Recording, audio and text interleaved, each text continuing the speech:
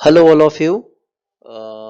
आज हम आपके साथ डिस्कस करने वाले हैं बीपीएससी के लिए जो ये रिक्रूटमेंट निकला है for the post of assistant professor in mechanical engineering department for the government engineering college Bihar.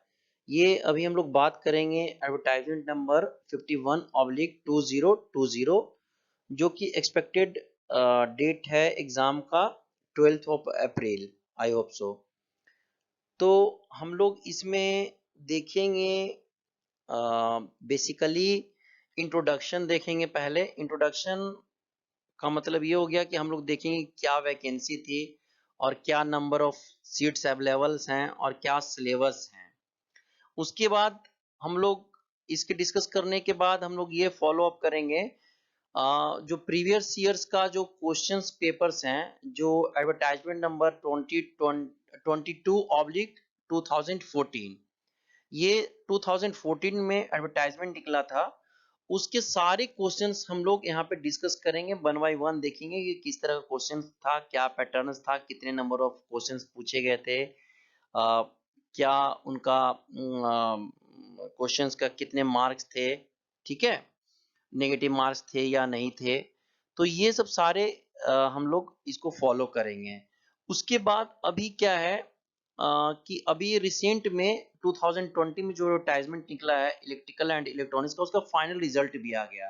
तो उसके जो नॉन टेक्निकल पार्ट्स हैं, आई मीन जो मैथ्स हैं, वो हमारे पास क्वेश्चंस हैं मैथ्स के, जो कि मैं आपके साथ शेयर करने वाला हूँ। वो भी हम लोग उसको उसको गो थ्रू देखेंगे कि उसमें क्या क्वेश्चंस पूछा है और क्या हम लोग उसमें प्रिडिक्ट कर सकते हैं कि आपके जो एडवर्टाइजमेंट नंबर है 51/2020 में क्या पूछा जा सकता है। उस पे भी हम लोग कुछ चर्चा करेंगे, ठीक है। उसके बाद हम लोग देखेंगे कि कट ऑफ मार्क्स जो प्रीवियस हुआ था, जो प्रीवियस एग्जाम हुआ था मैकेनिकल इंजीनियरिंग के लिए for the recruitment of assistant professor in government engineering college, जो बीपीएससी कंडक्ट करवाई थी 2014 में, उसके क्या कट ऑफ मार्क्स थे। और अभी जो इलेक्ट्रिकल का जो हुआ है एग्जाम, जो अभी 2020 में हुआ है, उसके फाइनल जो रिजल्ट्स आए हैं, तो उसके थोड़े हम लोग कंपेयर करेंगे रिजल्ट्स के बारे में, जो फाइनल सिलेक्शन जो मेरिट लिस्ट में, उसके बारे में हम लोग डिस्कशन करेंगे, ठीक है। अब देखिए जो नेक्स्ट है वो हम लोग देखते हैं। हम लोग जो नेक्स्ट स्लाइड है उसमें हम लोग ये देखेंगे कि जैसे हम लोगों ने बताया कि कट ऑफ मार्क्स के बारे में हम लोग डिस्कस करेंगे। फिर उसके बाद मैं आपको बताऊंगा कि सिलेक्शंस के लिए क्या चीज इंपॉर्टेंट है मेरिट लिस्ट में आने के लिए, फाइनल सिलेक्शन में, ठीक है ना। उसके लिए मैं कुछ आपको एडवाइस दूंगा, कुछ टिप्स दूंगा और क्या जुगाड़बाजी किया जा सकता है उसके लिए, और फाइनल क्या कंक्लूजन्स, क्या आउटकम आया, उस पर हम लोग डिस्कस करेंगे, ठीक है।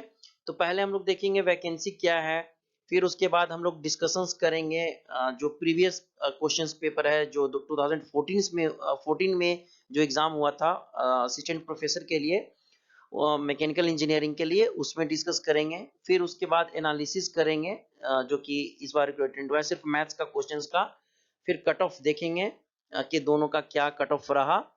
फिर हम आपको कुछ बताएंगे, कुछ टिप्स थोड़ा बहुत जो मतलब मेरे अकॉर्डिंगली जो आपके लिए शायद बेनिफिट आपको हो, उसके लिए हम लोग बात करेंगे। और फिर फाइनल क्या उसके लिए कंक्लूजन्स आया। तो हम लोग प्रोसीड करते हैं नेक्स्ट के लिए, नेक्स्ट स्लाइड के लिए। तो हम लोग स्टार्ट करने वाले हैं इंट्रोडक्शन वाले पार्ट से, ठीक है। तो ये देखिए जो वैकेंसी क्रिएट हुई है, ये वैकेंसी क्रिएट हुई है जो एडवर्टाइजमेंट नंबर 51/2020, इसमें टोटल नंबर ऑफ सीट्स जो हैं वो 263 हैं, ठीक है ना। टोटल नंबर ऑफ सीट्स जो हैं ये देखिए आप यहाँ पे, ये 263 हैं, ठीक है। जिसमें हर एक कैटेगरीज के लिए जो भी जितने भी कैटेगरीज हैं रिजर्वेशन के लिए, मतलब जो ओबीसी हैं, जनरल हैं, एससी हैं, एसटी हैं, ईबीसी हैं और फीमेल कैटेगरीज है, तो सारे के लिए यहाँ पे आपका सीट इंडिकेट किया हुआ है। तो इसको आप लोग देख सकते हैं, टोटल सीट जो है 263 है, ठीक है। अब हम लोग नेक्स्ट प्रोसीड करते हैं। मैं आपका ज्यादा टाइम नहीं लूंगा, ऐसा नहीं कि वीडियो को लंबा खींचना है। अब हम लोग नेक्स्ट प्रोसीड करते हैं, क्योंकि जो हमारा मेन एम है वो आपको कितना बेनिफिट हो सकता है, कैसे एग्जाम में बेनिफिट हो सकता है, उस पे हम लोग ज्यादा मीन्स कंसंट्रेट करेंगे। ठीक है, हाँ, हम लोग ये डिस्कशन कर रहे थे कि ये जो मार्क्स स्कीम है, ये मार्क्स स्कीम आप लोग देख सकते हो। ये जो है एकेडमिक वेटेज जो है, ये टोटल 20 मार्क्स का है। ठीक है ना, एकेडमिक वेटेज जो 20 मार्क्स का है, जिसमें आपको 20 मार्क्स में एमटेक के जो हैं वो 10 मार्क्स दिए गए हैं, और जो पीएच एमटेक के, सॉरी, हाँ, एमटेक के जो हैं 10 मार्क्स दिए गए हैं। 5 मार्क्स आपको बीटेक के मार्क्स बेसिस पे हैं, और जो 5 मार्क्स जो बचे 20 में, वो पीएचडी के लिए। ठीक है ना, तो 10 मार्क्स हो गए आपके एमटेक के लिए, और बीटेक के लिए 5 मार्क्स, और पीएचडी के लिए 5 मार्क्स। ठीक है, तो ये टोटल ये 20 मार्क्स हो गया। 40 मार्क्स जो है, 40 मार्क्स में आपका 40 मार्क्स के लिए आपके पास जो होंगे वो गेट के बेसिस, मतलब जो सिलेबस है वो गेट के बेसिस पे है, गेट बेसिस पे। तो इसमें सारे के सारे ऑब्जेक्टिव क्वेश्चंस होंगे। तो 20 मार्क्स आपका हो गया एकेडमिक वेटेज। तो 40 मार्क्स का आपका जो रिटन टेस्ट हो रहा है, जो कि गेट पैटर्न पे है, वो 40 मार्क्स का है। और इंटरव्यू का जो वेटेज है 15 मार्क्स का है। और ये जो पहले से वहां पे जो जॉब कर रहे हैं, जो कॉन्ट्रैक्ट बेसिस पे हैं, उनके लिए ये 25 मार्क्स ऐड किया गया। तो 25 प्लस 15 प्लस 40 और प्लस 20, ये 100 मार्क्स के हो गए। ठीक है, अब हम लोग, ठीक है, अब हम लोग क्या काम कर रहे हैं कि previous question paper advertisement number जो 2022 था, ये 2014 में जो हो गया था मैकेनिकल इंजीनियरिंग के लिए, 2014 में एग्जाम हुआ था, recruitment of assistant professor in government engineering college Bihar advertise. ठीक है, तो ये जो है, हम आपका ये जो प्रीवियस क्वेश्चन पेपर है एडवर्टाइजमेंट 22/2014 का, ये आपके साथ मैं थोड़ा डिस्कस करूंगा कि किस तरह से क्वेश्चंस आए हैं और क्या आए थे। ठीक है ना, जो कि आपको इसके लिए इंपॉर्टेंट होगा, इस पॉइंट ऑफ व्यू से, जो अभी आपका लेटेस्ट एग्जाम होने वाला है रिटन के लिए, 51 2020 के लिए। ओके, ये क्वेश्चंस पेपर हैं आपके पास। ठीक है, तो इसमें मैं क्वेश्चंस पेपर आपके साथ शेयर कर रहा हूं, आप उसको अपने खुद स्क्रीनशॉट ले सकते हैं आप अपने अकॉर्डिंगली। तो इसमें देख सकते हैं कि मैं क्वेश्चन फर्स्ट से आपके साथ शेयर किया हूं। तो इसमें जो टिक लगा हुआ है उस पर ध्यान न दें, ये आंसर में मतलब कि रॉन्ग भी हो सकता है। तो इस पे आप लोग इस पे ज्यादा ध्यान न दें, बस मैं सिर्फ क्वेश्चंस को आपको दिखा रहा हूं कि क्वेश्चंस किस तरह के पूछे गए थे, जो 2014 में जो एग्जाम हुए थे उसके लिए कौन से क्वेश्चन आए थे। ठीक है ना, तो वो मैं आपके साथ शेयर कर रहा हूँ। जो टिक लगा हुआ है आंसर में वो करेक्ट नहीं है, करेक्ट हो भी सकता है, नहीं भी हो सकता है, इसलिए उस पर आप ना ध्यान दें। ठीक है ना, बस आप क्वेश्चंस देखें कि किस तरह का लेवल्स का किस तरह के क्वेश्चंस आए थे। ठीक है, तो ये जो है वन डायमेंशनल वेव इक्वेशंस आया था, जैसे सॉल्यूशन ऑफ डिफरेंशियल इक्वेशंस आए थे, सॉल्यूशन ऑफ डिफरेंशियल इक्वेशंस आए थे। ये देखिए डिग्री ऑफ डिफरेंशियल इक्वेशन, तो डिफरेंशियल इक्वेशन से काफी सारे क्वेश्चंस आए थे। फिर यहाँ पे कॉम्प्लेक्स नंबर से क्वेश्चंस आए थे, देखिए 5 number question, 6 number questions complex number से थे। ठीक है, कॉम्प्लेक्स नंबर से बहुत सारे क्वेश्चंस आए थे। फिर यहाँ पे प्रोबेबिलिटीज से देखिए 10 number questions, 12 number questions probabilities से थे। ठीक है, फिर इस तरह से सारे क्वेश्चंस आए थे। फिर मैं आपको नेक्स्ट स्लाइड पे लिए जा रहा हूँ, क्वेश्चन आप देख सकते हैं, आप स्क्रीनशॉट ले लीजिए अपना, और फिर अपना खुद देखिएगा बाद में कि किस तरह से क्वेश्चंस आए थे सारा, या आप जब भी देख सकते हैं जब आपको मन करे। अब देखिए ये क्वेश्चन नंबर 12 से हो गया। ठीक है ना, 12 हो गया, 13, 14, 15, देखिए प्रोबेबिलिटी के क्वेश्चंस हैं। फिर यहाँ पे इटरेशंस के लिए भी क्वेश्चंस हैं, जो न्यूमेरिकल एनालिसिस में हम लोग थर्ड ईयर में पढ़े थे। ये सिंपलेस्ट फार्मूला हो गया। ठीक है ना, ये ट्रेपेजॉइड रूल हो गया। फिर ये थोड़ा इंटीग्रेशंस के भी क्वेश्चंस हैं। ये यहाँ पे देखिए थोड़ा सा onto one to injective functions के भी क्वेश्चंस हैं, फिर रेंज के भी क्वेश्चंस हैं। ठीक है, तो ये सब सारे हम लोग देख सकते हैं, इस तरह से क्वेश्चंस के हैं, जो 12 टू यहाँ से 12 नंबर से स्टार्ट होकर 23 तक हुआ। आप इसको सॉल्व खुद कीजिएगा। इसमें जो क्वेश्चंस टिक लगे हुए आंसर में, वो करेक्ट हो भी सकते हैं, नहीं भी हो सकते हैं। ठीक है ना, तो इसलिए आप लोग को बस मेरा पर्पस ये है कि आप लोग इसको क्वेश्चंस को देखिए, क्वेश्चंस को समझिए, किस तरह का क्वेश्चंस पूछा गया था 2014 में मैकेनिकल इंजीनियरिंग के लिए। ठीक है। अब उसी तरह से यहाँ भी देखिए 24 नंबर क्वेश्चन से अभी सारा मैथ ही चल रहा है, ये बात ध्यान दीजिएगा। फर्स्ट से जो भी स्टार्ट किए हम लोग हैं, ये पूरा का पूरा ये क्वेश्चंस अभी वही चल रहा है ये, ठीक है। 24, 25, 26, 27, 28, 29, ये देखिए सारा कुछ यहाँ पे फिर से आपका डिटर्मिनेंट शुरू होता है और मैट्रिक्स शुरू होते हैं, ठीक है ना। ये सारे के सारे क्वेश्चंस डिटर्मिनेंट मैट्रिक्स के हैं, फंक्शंस के क्वेश्चंस हैं, ठीक है ना। ये देखिए स्टोक्स थ्योरम्स के कुछ आए questions, divergent B equal to 0 कुछ फ्लूइड्स के हैं, यहाँ से दे दिए हैं। आप इसको वेक्टर के फॉर्म में भी देख सकते हैं क्वेश्चन में जो 35 है। तो ये सब सारे क्वेश्चंस जो हैं ये बेसिकली मैथमेटिक्स के हैं। 35 हो गया। फिर हम लोग अब नेक्स्ट स्लाइड पे आते हैं। 36 में देखिए, 36 में ये जो क्वेश्चन हैं 36, 37, 38, 39 और 40, ठीक है। तो टोटल 40 क्वेश्चन हैं यहाँ पे, ठीक है ना। तो टोटल क्वेश्चन जो है 40 हैं यहाँ पे मैथ्स के, ठीक है ना। और 41 से जो है आपका टेक्निकल पार्ट स्टार्ट हो रहा है। 41, 42, 43, 44, ठीक है ना। ठीक है। फिर हम लोग नेक्स्ट स्लाइड पे जाएंगे।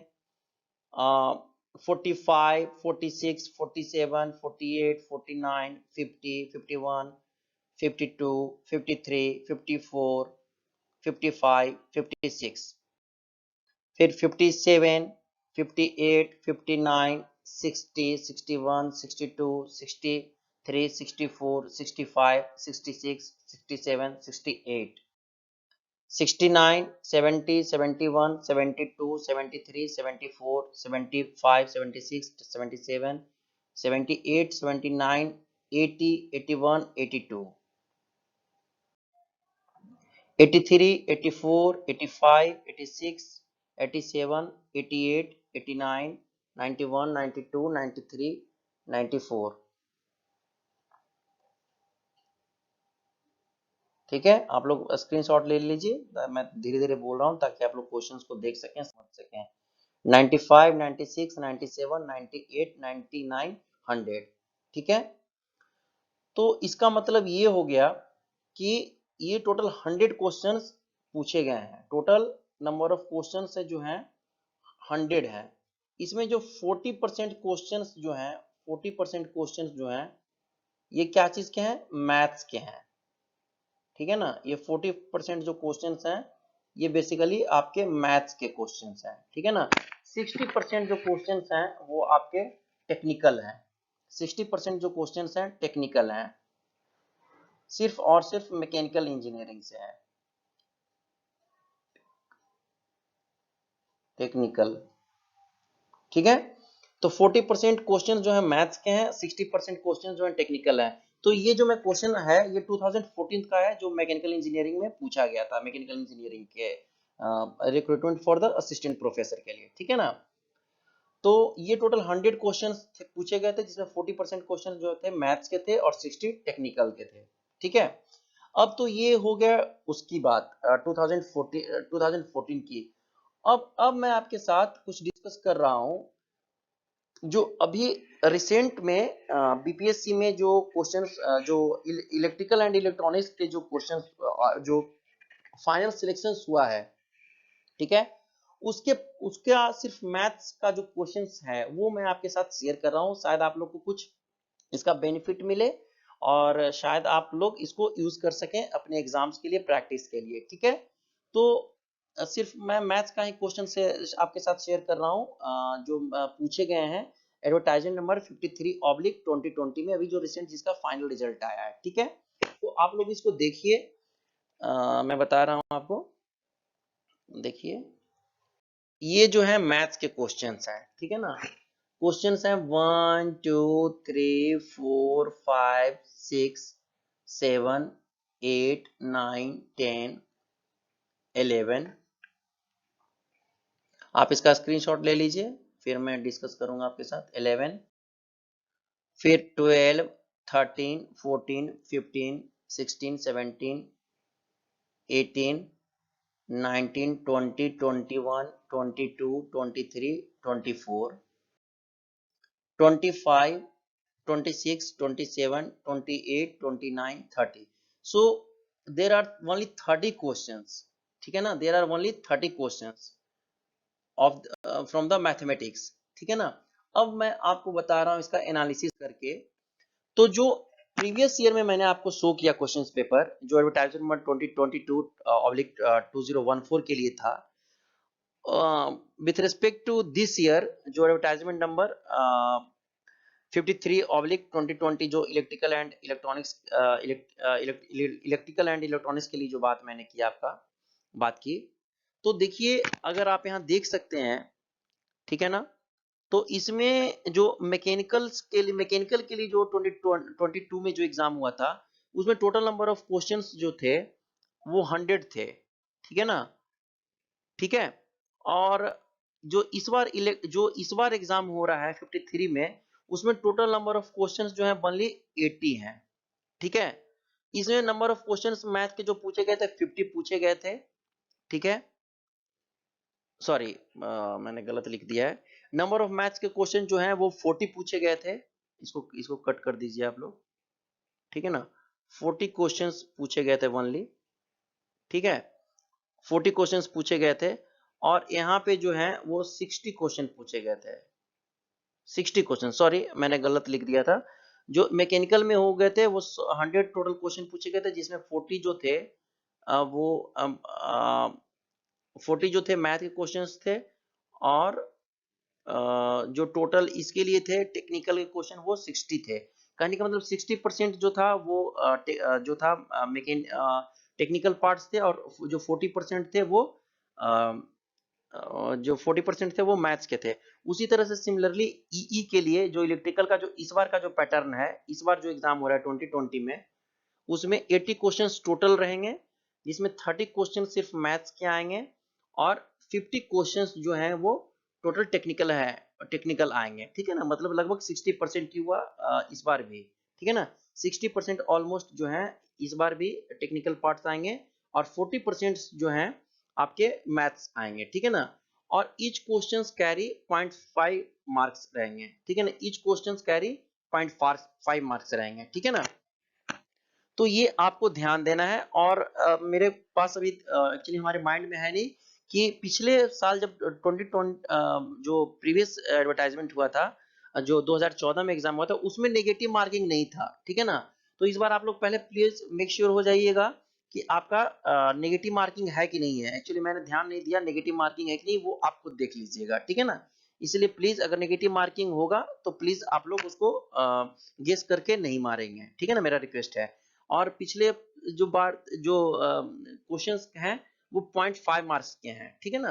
जो क्वेश्चंस हैं वो 0.5 मार्क्स के हैं। कहने का मतलब कि टोटल नंबर ऑफ क्वेश्चंस अगर 100 पूछा जा रहा है, तो जो रिटन टेस्ट होगा वो आउट ऑफ 50 होगा। सिमिलरली ईई के लिए अगर 80 क्वेश्चंस पूछे जा रहे हैं, तो जो उसका अगर 0.5 है, तो जो रिटन टेस्ट होगा वो टोटल 40 मार्क्स में ही होगा, ठीक है। अब देखिए, तो ये जो था रिक्रूटमेंट था कट ऑफ मार्क्स के लिए, 2014 के लिए था जो मैकेनिकल का हुआ था। और ये जो अभी रिसेंट एग्जाम हुआ है, ये जो अभी रिसेंट एग्जाम हुआ है इलेक्ट्रिकल एंड इलेक्ट्रॉनिक्स वाला, जिसका एडवर्टाइजमेंट नंबर 53/2020 है, तो आप लोग गौर से देखिए इसको। जैसे सपोज कर लीजिए मैं किसी का एग्जांपल लिया हूं, इसमें देखिए हर एक कैटेगरी के लिए ये मार्क्स दिया हुआ है, ठीक है ना। ये रिटेन के लिए देखिए 26.5 मार्क्स था इसका, ठीक है ना। रिटेन के लिए जो है जनरल का जो मार्क्स है वो रिटेन के लिए 26.5 है। तो हर एक के कोरस्पॉन्डिंग यहाँ पे लिखा हुआ है, आप गौर से देखिएगा, ठीक है ना। ये रिटेन मार्क्स प्रीवियस का जो 2014 में जो हुआ था, ठीक है ना। और ये टोटल सिलेक्शन है, सॉरी, ठीक है ना। एक मिनट, ठीक है ना। ये देखिए आप लोग यहाँ से ये टोटल फाइनल मार्क्स है। इसका मतलब है कि फाइनल मार्क्स मतलब इंटरव्यू का ये है, ठीक है ना, इंटरव्यू ऐड करके है, ठीक है ना। ये रिटेन का सिर्फ है क्वालिफिकेशन मार्क्स, और ये जो फाइनल मार्क्स है ये आपका रिटेन प्लस एकेडमिक और प्लस इंटरव्यू, ये टोटल ये फाइनल मेरिट लिस्ट इसी बेसिस पे बना है। जैसे फॉर एग्जांपल जनरल का जो अगर आप देखोगे तो टोटल कट ऑफ जा रहा है 52.06, एससी का जा रहा है 36.09, एसटी का जा रहा है 41.48, ईबीसी का जा रहा है 42.07। इसी तरह से ये सारा कुछ आप लोग देख सकते हो, ठीक है ना। तो यहाँ से आप देखो कि और रिटेन के लिए ये है, ये कॉलम है रिटेन के लिए, रिटेन में कितना है, और फाइनल में जो है वो फाइनल 3 चीज का इंक्लूड करके है, written plus academic plus interview. तो आप यहाँ से जज कर सकते हो, ठीक है ना। तो ये हो गया 2014 के लिए। और उसी तरह से अगर आप लोग देखोगे एडवर्टाइजमेंट नंबर 53/2020 के लिए, तो देखो यहाँ से रिटेन एग्जाम के लिए जो है, रिटेन एग्जाम के लिए यहाँ पे लिखा हुआ है कितना, ये रिटेन एग्जाम का है कट ऑफ 25.50, ठीक है ना। टोटल रिटेन मार्क्स यहाँ पर 40 है, ठीक है ना। नंबर ऑफ क्वेश्चंस क्या थे यहाँ पे 80 थे इसके लिए, ठीक है ना। और यहाँ पे क्या थे प्रीवियस ईयर में, टोटल रिटेन मार्क्स 50 का था और नंबर ऑफ क्वेश्चन 50 थे। यहाँ पे क्या है कि रिटेन मार्क्स 40 का टोटल हो गया और नंबर ऑफ क्वेश्चन 80 है, मतलब एक क्वेश्चन जो है 0.5 मार्क्स का, मैंने पहले भी आपको बताया। तो यहाँ पे देखिए, अगर आप अनरिजर्व की बात कर रहे हो, जनरल कैटेगरी की बात कर रहे हो, तो 25.50 आ गया। और फाइनल एग्जाम, फाइनल में जो मार्क्स आए हैं इसका 46.79 है, ठीक है ना, 46.79। तो ये बेसिकली आपका हो गया। तो बस ये सिमिलरिटी के लिए है। तो देखिए जैसे इस लड़के का जो है फाइनल एग्जाम में 46.79 है, तो इस लड़के की अगर बात करें, तो अगर सपोज कर लीजिए इसका इंटरव्यू में 8 मार्क्स आए हैं,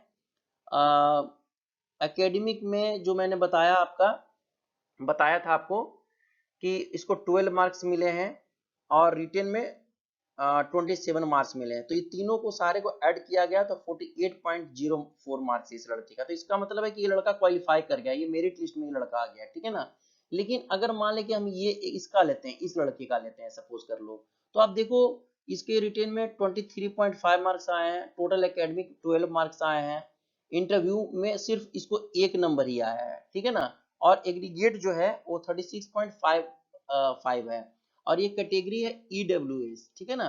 तो EWS में यहाँ पे देखिए आप, कहाँ गया, हाँ EWS में देखिए, इसमें EWS में यहाँ पे 38.24 है और इस लड़के का 36.5 है। इसका मतलब है कि लड़का ओवरऑल कट ऑफ क्वालिफाई नहीं कर पाया, ठीक है ना। ओवरऑल क्या ये लड़का सॉरी ये लड़का रिटेन भी नहीं निकाल पाया, क्योंकि यहाँ पे इसका जो रिटेन है वो 23.5 मार्क्स ही है। और नहीं सॉरी, ये लड़का रिटेन में 23.5 मार्क्स लाया है, लेकिन EWS के लिए 18.5 है। इसका मतलब है कि जो लड़का है रिटेन क्वालिफाई कर गया है, लेकिन ओवरऑल मार्क्स इसके पास नहीं आ सके। सिमिलरली ये लड़का सपोज कर लीजिए AC कैटेगरी का है, तो इसके रिटेन मार्क्स 16.5 है, एकेडमिक मार्क्स 10.51 है, और इंटरव्यू मार्क्स में सिर्फ और सिर्फ इसको 1 मार्क्स मिले हैं, ठीक है ना। और टोटल जो मार्क्स हैं इसको 28.01 है। तो आप देखिए SC कैटेगरी के लिए 14 मार्क्स रिटेन है, इसका मतलब, और इस लड़के का 16.5 है, तो इसका मतलब है कि ये लड़का जो है रिटेन टेस्ट क्वालिफाई कर गया है, ठीक है ना।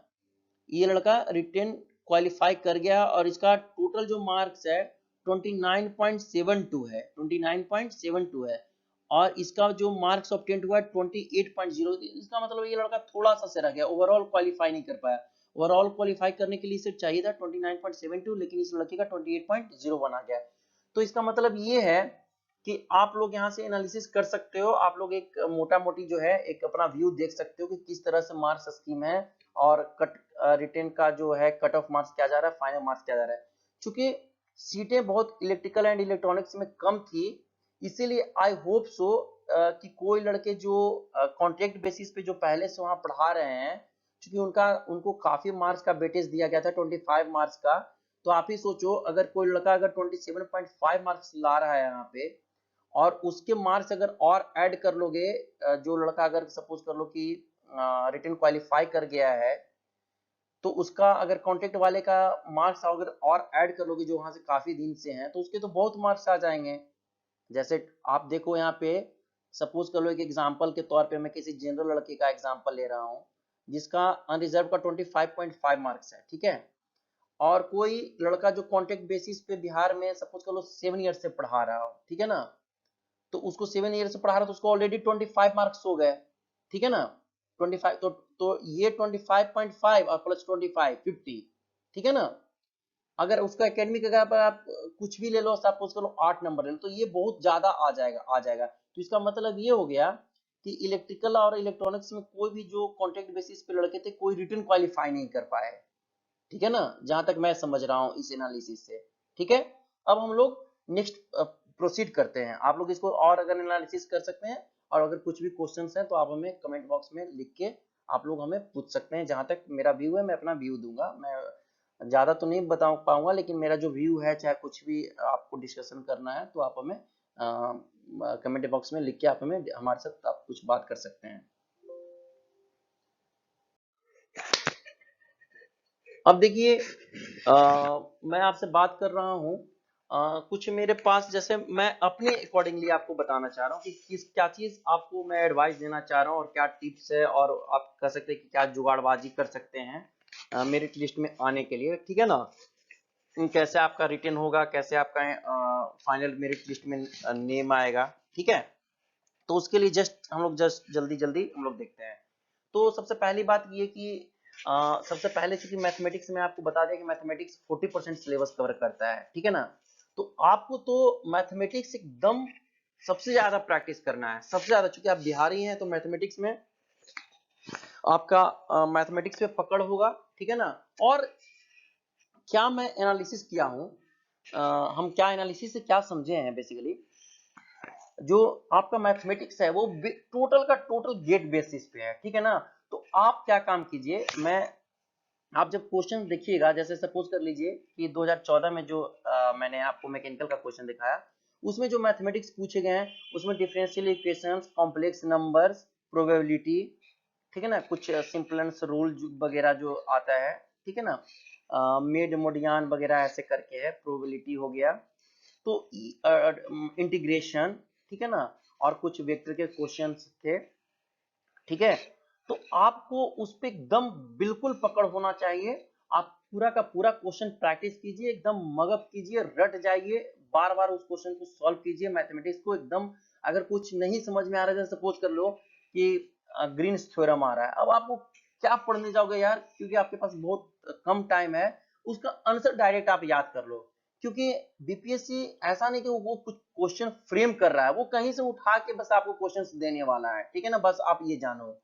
उन लोगों के पास इतना टाइम नहीं है और उतना दिमाग वो लगाने वाला नहीं है, क्योंकि भाई ये तो आईटी जेई का एग्जाम तो नहीं हो रहा है कि वो आपके लिए क्वेश्चन फ्रेम करेगा। वो एज इट इज उठाएगा, कोई भी आदमी आएगा और आराम से वो क्वेश्चन उठा के आपको कहीं से दे देगा। इसलिए आप क्या करो, मैथमेटिक्स पे पूरा फोकस करो। 40% क्वेश्चन होते हैं जो कि बहुत ज्यादा है किसी एग्जाम को मतलब क्वालिफाई करने के लिए। आप उसको जितना भी गेट का क्वेश्चन है पूरा एकदम मगअप कर डालो, जितना आपसे हो सके उतना तो आप सॉल्व करो ही करो, प्रैक्टिस करो ही करो। जो नहीं समझ में आ रहा है उसका आंसर भाई आप लोग याद कर लो, ठीक है ना, मूल मंत्र है, ठीक है ना, जो भी मैथमेटिक्स का क्वेश्चन है, ठीक है ना।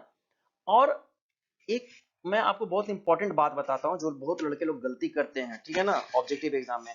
पहले सबसे पहले आपको क्या काम करना है कि जैसे फर्स्ट क्वेश्चन, जैसे आपको क्वेश्चन पेपर एग्जाम हॉल में मिल गया, तो आपको सबसे पहले फर्स्ट क्वेश्चन से लेके 80 क्वेश्चन तक एकदम थ्रू जाना है। जो क्वेश्चन एकदम देखने वाला हो उसको सबसे पहले एकदम, जैसे आपने जैसे सपोज करो delta Q equal to delta U plus delta W, ठीक है ना, ये फर्स्ट लॉ ऑफ थर्मोडायनेमिक्स है, सेकंड लॉ ऑफ थर्मोडायनेमिक्स है, थर्ड लॉ ऑफ थर्मोडायनेमिक्स है, नन ऑफ दी अबव है। तो इस तरह से क्वेश्चन आपको पेन उठाने की जरूरत नहीं है, ठीक है ना। तो आपको सबसे पहले टिक तुरंत कर देना है ऑप्शन ए, ये सही है मान लो कि, ठीक है ना, ये फर्स्ट लॉ ऑफ थर्मोडायनेमिक्स है, ठीक है ना। तो उसी तरह से सिमिलरली ऐसे बहुत सारे क्वेश्चंस मिलेंगे आपको जो कि एकदम देखते के साथ टिक मार देने वाला है, ठीक है ना, देखते के साथ। तो आप क्या काम करो कि बिना पेन का यूज किए हुए पहले फर्स्ट से लेके 80 तक आप पहले क्वेश्चंस को देख लो, जो आपको टिक करने वाला हो, जो एकदम आपको देखा हुआ क्वेश्चंस आता है, जो एकदम देखा हुआ आंसर याद है, उसको फर्स्ट क्वेश्चन से लेके 80 क्वेश्चन तक पूरा क्वेश्चन पलट डालो। माने जो भी चीज है उसमें आप देख लोगे कि 20 क्वेश्चन कम से कम आप ऐसे टिक मार दोगे जो आप पढ़ के आए हो। मैं जो उसकी बात कर रहा हूँ जो लड़का तैयारी करके आया है, जो नहीं पढ़ा है उसके लिए तो भाई मतलब मैं कुछ नहीं बोलूंगा, लेकिन जो मेहनत करके आया उसके लिए मैं टिप्स दे रहा हूँ। तो फर्स्ट क्वेश्चन से लेके 80 क्वेश्चन तक आप उलट दो, कम से कम देखोगे आप पढ़ के अगर आए हो अच्छा से प्रिपरेशन करके आए तो 20 क्वेश्चन तो ऐसे ही, मतलब 20 क्वेश्चन के लिए आपको मान के चलो कि 5 मिनट भी समय नहीं लगेगा। तो फर्स्ट क्वेश्चन से 80 क्वेश्चन तक चले गए। फिर उसके बाद जब बैक आए तो जो आपको लग रहा है कि हाँ ये सब सबसे पहले हमको हम बना सकते हैं तो पहले वो बना लो, ठीक है ना। और उसके बाद जो लास्ट में लगे कि हाँ ये चीज हम तो बिल्कुल नहीं पढ़े, कुछ नहीं याद आ रहा है, और अगर नेगेटिव मार्किंग नहीं है तो अगर आप पढ़े हो तो दो ऑप्शन छाट दो हटा के, उसके बाद जो दो क्वेश्चन बने उसके में मैंने 50-50 चांस करके आप चांस ले सकते हो अगर नेगेटिव मार्किंग नहीं है तो, ठीक है ना। तो हमारा क्वेश्चन कहने का मतलब ये हो गया कि पहले आपको क्या करना है कि फर्स्ट क्वेश्चन से लेके 80 क्वेश्चन तक तुरंत भर में एकदम गो थ्रू जाना है, एकदम जल्दी जल्दी करके, और अच्छा से क्वेश्चंस देख लेना है कि जो कि आपको तुरंत टिक लगने वाला हो, जल्दी जल्दी टिक लगा दो आप, ठीक है ना। लगाते जाओ ऐसे करके 80 क्वेश्चन तक। फिर जब आप दोबारा आइएगा, क्या होता है ना कि बहुत लड़के लोग क्या होता है कि धीरे धीरे बनाने लगते हैं। मान लिया कि फर्स्ट क्वेश्चन से 40 क्वेश्चन तक आए, किन्हीं का मान लिया कि पेपर कोड ये है, ठीक है ना, 40 क्वेश्चन तक आया, उसी में बहुत टाइम दे दिए, उसके बाद लास्ट का क्वेश्चन वो देख भी नहीं पाते हैं और टाइम हो जाता है, और फिर जब घर जाते हैं या फिर एग्जाम के बाद तो कह रहे यार ये तो ऐसे टिक लगने वाला क्वेश्चन मेरा पेपर कोड ए में सबसे लास्ट में था और वो हमसे मिस कर गया, सारा का सारा छूट गया, ठीक है ना। तो सबसे पहले आपको इस पे करना है, और क्या करना है कि जितने भी टेक्निकल क्वेश्चन है गेट के, ठीक है ना, जो भी मैकेनिकल के क्वेश्चन हैं गेट के, उसको आप एकदम पूरा गेट का एकदम पूरा रट लेना है, आपको पूरा गेट का रट लेना है एकदम, ठीक है ना, जितना हो सके, जिस तरह मैथमेटिक्स का है उसी तरह से टेक्निकल्स के लिए है, ठीक है ना। और मैं आपको बता दूं इसके लिए कोई भी मूल मंत्र नहीं है कि भाई आपका इंडस्ट्रियल से ज्यादा क्वेश्चन आएगा, प्रोडक्शन से ज्यादा क्वेश्चन आएगा, थर्मोडायनेमिक्स से जो ज्यादा क्वेश्चन आएगा, ये सोच, क्योंकि जो क्वेश्चन पेपर सेट करते हैं ना उनको यही नहीं मालूम है कि भाई कौन सा क्वेश्चन देना है कौन सा नहीं देना है। वो क्या करता है कोई भी क्वेश्चन उठा के दे देगा, सूर्या टाइप से अगर उसका दिमाग रहेगा तो 100 उठाए हुए तो 100 में का 15 क्वेश्चन 20 क्वेश्चन फेल दिया, ठीक है ना। उसी तरह से जैसे सब उसको लोग थर्मोडायनेमिक्स उठाया उसका कोई क्वेश्चन दे सकता है, मैंने ऐसे करके, इसीलिए आपको क्या करना है कि अपने तरफ से जो है सारा क्वेश्चंस जो है आपको पूरा प्रैक्टिस करना है, ठीक है ना, मैंने कोई भी पार्ट छोड़ना नहीं है, ठीक है ना। ऐसा नहीं कि हम भैया प्रोडक्शंस के पूरा क्वेश्चंस एकदम कर लिए, बाकी उससे सोच रहे हैं कि प्रोडक्शन का तो चूंकि सिलेबस बहुत बड़ा होता है तो उससे हम सारा कुछ पढ़ लिया और ऐसे करना है, ठीक है ना। तो आपको उस पर ध्यान देना है सबसे पहले, ठीक है। ये हो गया आपका पूरा एकदम, पहले तो आपको अपना पूरा प्रैक्टिस करना है, जो नहीं याद आ रहा है एकदम पूरा मगअप आंसर कर जाइए, एकदम छोड़ना नहीं है, ठीक है ना, सारा क्वेश्चंस, ठीक है ना। ऐसा नहीं कि फ्लूइड में ज्यादा ध्यान दे रहा है, कोई कुछ भी आ सकता है, हो सकता है कि फ्लूइड का ही लगभग 30% क्वेश्चन पूछ दे, जितने भी मैकेनिकल में पूछ रहा है उसमें 30% फ्लूइड का पूछ दे, या 40% फ्लूइड का पूछ दे, कुछ भी हो सकता है, इसीलिए इसका कोई लेखा जोखा नहीं है कि आपको बैलेंस मतलब कि सिलेबस से पूछेगा, ठीक है। अगर ये सब हो जाए पहले गेट से, अगर आप लोग फ्री हो जाएंगे तो आप क्या काम करो कि उसके बाद इंजीनियरिंग सर्विसेज का जो मैकेनिकल का पेपर है, ठीक है ना, इंजीनियरिंग इंजीनियरिंग सर्विस का जो मैकेनिकल का पेपर है उसको फिर टच करो, ठीक है ना। जब वो हो जाए तो एक खुरमी की बुक आती है ऑब्जेक्टिव की, उसको भी टच कर लो, ठीक है ना। तो जो लड़के लोग पहले गेट के प्रिपरेशन करें, गेट का क्वेश्चन सॉल्व कर लेते हैं पूरा, सबसे पहले तो मैथ को पागल कर देना है पढ़ के, ठीक है ना, मैथमेटिक्स खत्म कर देना है पूरा एकदम, हो सके तो एकदम पूरा जितना हो सके। उसके बाद जो बड़ा हो रहा है लग रहा है कि तो हम अभी टच नहीं किए, उसको क्या करना है, उसके आंसर्स को मगअप कर लेना है पहले गेट पे, ठीक है ना। उसके बाद आपको मैकेनिकल का क्वेश्चंस देखना है, गेट का जो भी मैकेनिकल क्वेश्चन है, उसके बाद ईएस के जो मैकेनिकल के पेपर जो प्रीवियस ईयर्स के हैं उसको टच करना है, और फिर जब समय बचे तो खुरमी को भी टच कर लेना है, ठीक है ना, कुछ छोड़ना नहीं है, ठीक है। अब देखिए,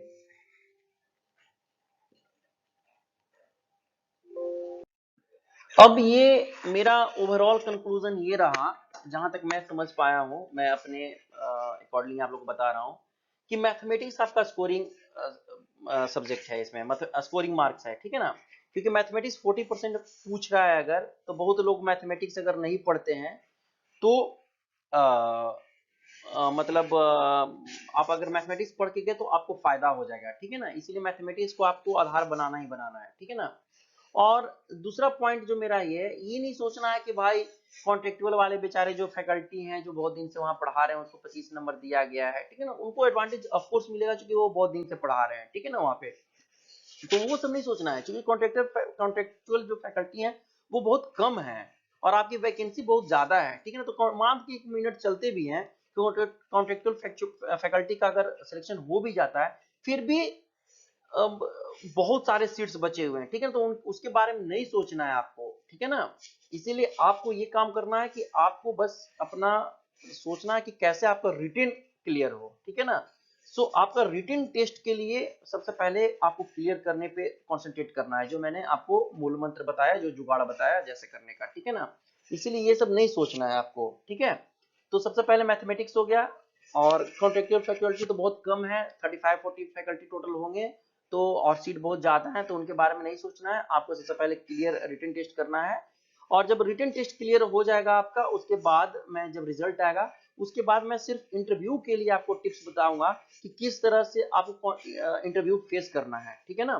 किस तरह से इंटरव्यू में अच्छे नंबर आएंगे, ठीक है ना, क्योंकि आपने देखा प्रीवियस में इंटरव्यू में बहुत लोगों के जो अभी इलेक्ट्रिकल एंड इलेक्ट्रॉनिक्स का जो एडवर्टाइजमेंट 53/2020 में जो हुआ, उसमें बहुत लोगों को क्या है कि 1 मार्क्स भी दिए गए हैं। तो इसका मतलब ये है कि वो जाके वहां पे एकदम बिल्कुल जीरो हो गए हैं, बिल्कुल उनका माइंड एकदम जीरो हो गया है, ठीक है ना।